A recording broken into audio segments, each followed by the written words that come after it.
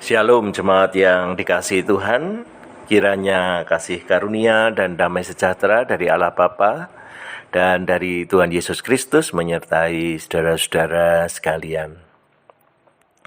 Bapak Ibu, saudara-saudara yang dikasihi Tuhan, ketika kita bersama-sama menghayati hidup beriman kita, ada satu panggilan yang terus didorongkan kepada kita semua, yaitu supaya kita selalu menghasilkan buah.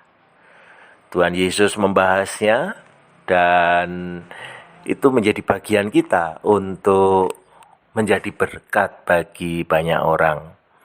Nah, di dalam Perjanjian Lama pun sebenarnya penulis Mazmur pernah menyinggung tentang keberbuahan ini, supaya setiap orang yang hidup di dalam jalan Tuhan selalu menghasilkan buah dalam kehidupannya. Mazmur 1 ayat 1-3 berbunyi demikian. Berbahagialah orang yang tidak berjalan menurut nasihat orang fasik, yang tidak berdiri di jalan orang berdosa, dan yang tidak duduk dalam kumpulan pencemooh. Tetapi yang kesukaannya ialah Taurat Tuhan, dan yang merenungkan Taurat itu siang dan malam.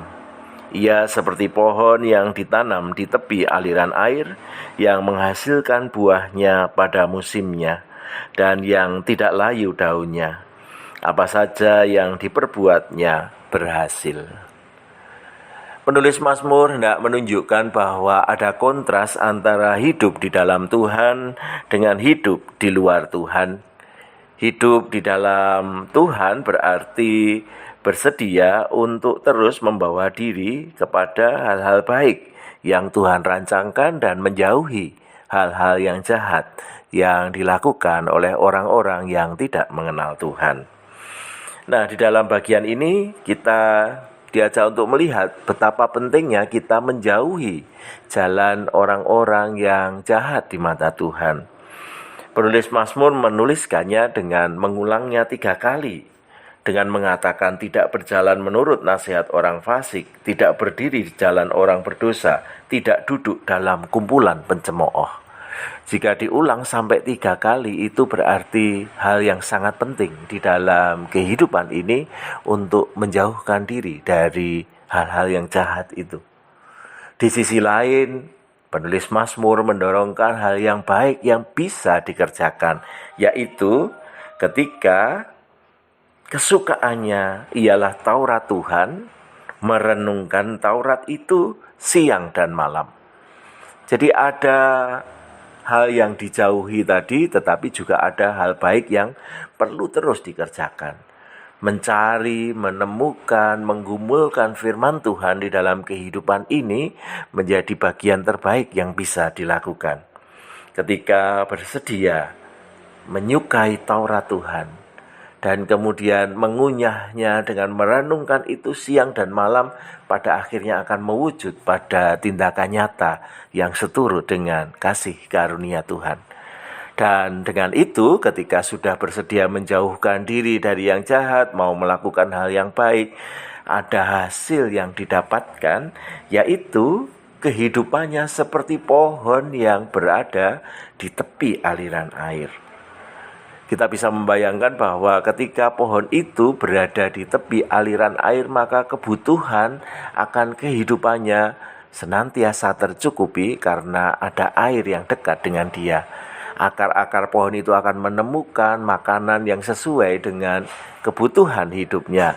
Dan itu berarti kemudian ada hal yang dirasakan sebagai berkat, di mana di dalam bahasan penulis Mazmur ini mengatakan dia akan menghasilkan buah pada musimnya dan pohonnya selalu berdaun. Daunnya itu tidak akan layu. Dan itu berarti di dalam konteks kehidupan sebagai anak-anak Tuhan dikatakan apa yang diperbuatnya berhasil. Nah, Bapak Ibu, saudara-saudara yang dikasihi Tuhan, kepada kita tersedia pilihan untuk melakukan bagian mana yang perlu kita lakukan.